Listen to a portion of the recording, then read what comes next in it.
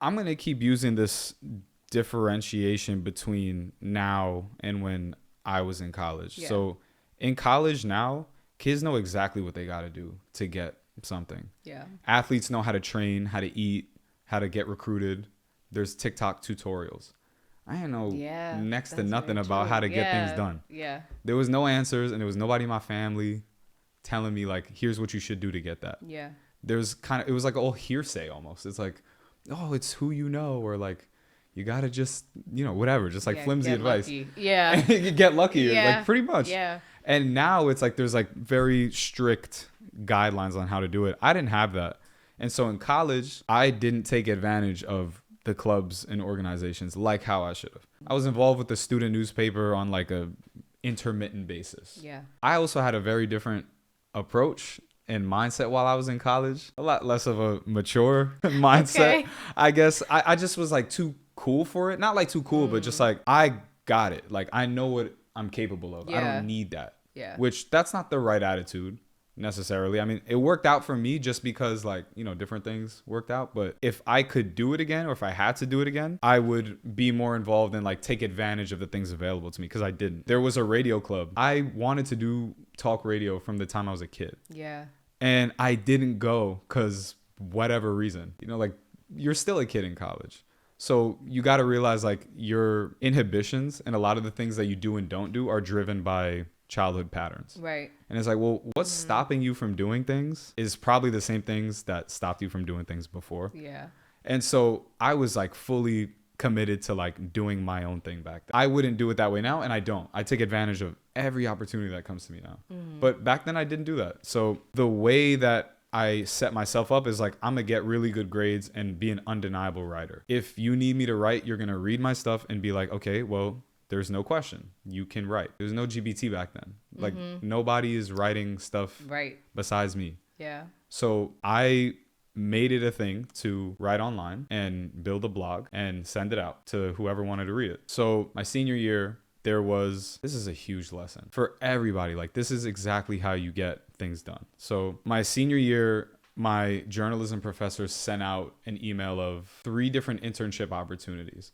One of them was, I think, like a bilingual organization, like some kind of reporter. The other one was this sports magazine that was unpaid.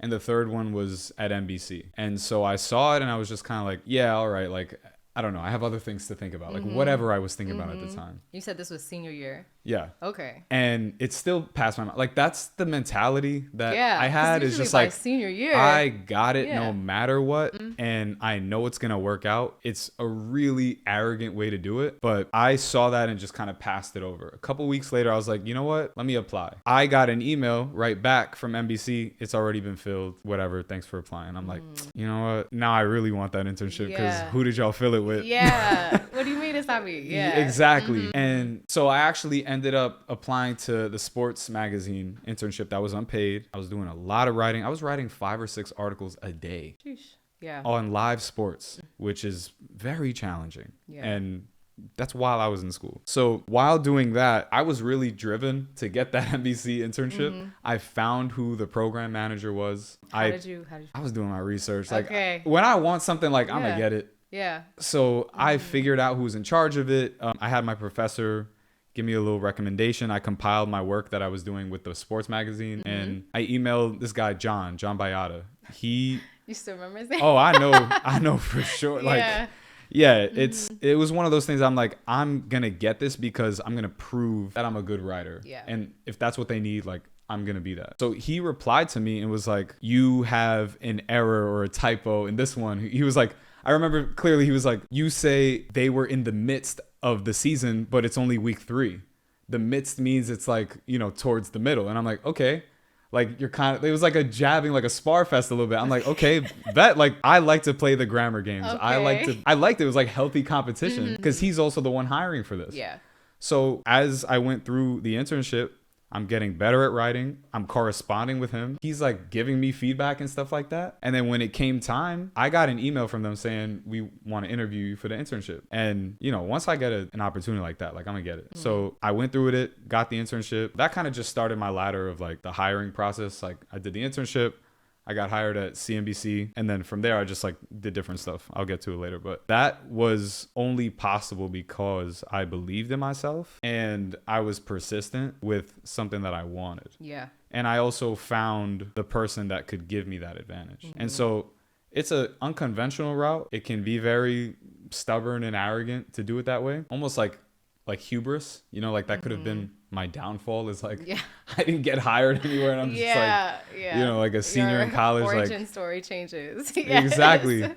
But yeah, that's why I'm also super thankful to John. Like that put me on for sure. Like, but it wasn't like, you know, oh, my dad's friend is going to hire me at his firm. Yeah. You know, like he was a guy that was like, nah, like fix your writing. You know, like you're coming with that energy. You didn't apply. You missed the deadline. Like, you know, I'm correct. So I'm like, all right, bet. Like that. I do like that. Like I like to get better. I like to hear critical feedback. I need that. Yeah. I think that's important too. Like, so I heard two things. The first is like this tenacity to make sure that whatever it is that you're looking to get, that you're going to find every possible avenue to get there. Like I have another friend who's a writer, and he told me that he would send in email after email after email to all these different publishing houses just to try to get that. And for every single no that he got, all he needed was that one yes. So I think there's this that we try to tell the students all the time. It's like, look, you might not want it bad enough. Exactly.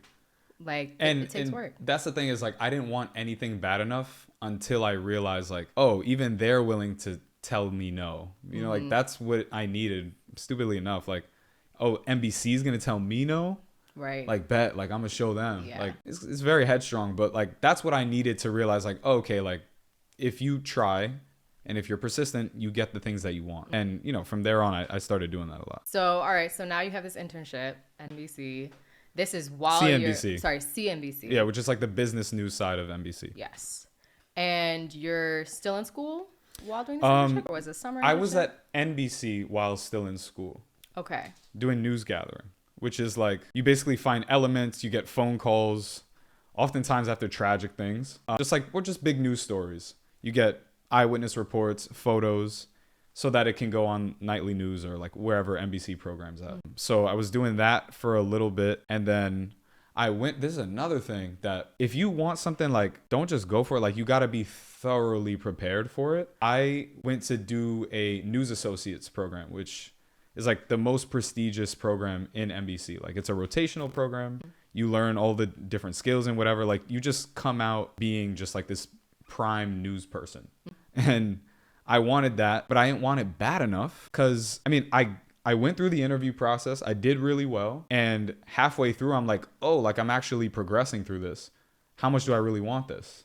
And now I'm like, okay, yeah, I should want it because now I'm halfway there, you know, but I didn't want it that bad from the beginning. I was just doing it because they told me to do it. They were like, oh, you'd be great for this. And I'm like, okay, whatever. But once it came down to the last interview, and the last interview was super intimidating. It's like, it's you and a whole table of news and corporate executives and news directors and editors and all these people who are grilling you, like for real, asking you like some real intense, like judgment based questions on the spot, which like for good reason, like this is the news. Right. You know what I mean?